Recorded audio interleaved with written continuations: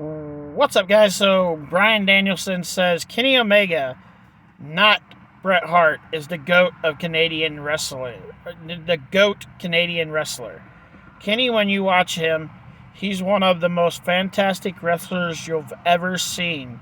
Love Bret, but when you look at Omega, his best stuff is just incredible. And so, Bret was the best in his era.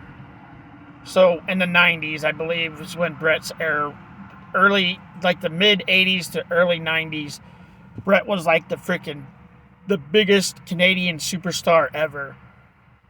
And then after that, you would have to, wrestling wise, probably go with Chris Jericho for the longest time,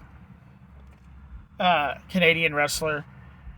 But yeah, Kenny Omega, if you compare him to Bret Hart or Chris Jericho, he's just on a whole fucking nother level than they were as far as in-ring performances. And both Chris Jericho and Bret Hart in their prime were phenomenal athletes. But Kenny Omega is in, his 40s and still a phenomenal athlete. Still one of the best wrestlers in the world.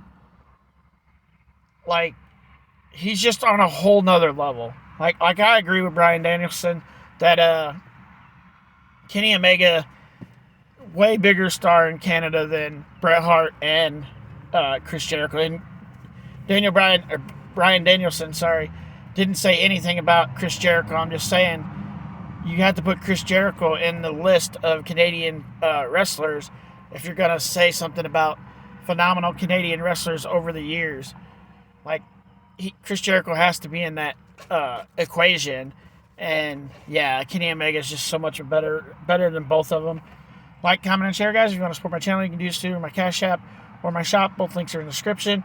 Or super thanks. If you want to text me about wrestling, my text now number is in the description. Feel free to text me. And we'll see you guys out in the next wrestling news video. Peace.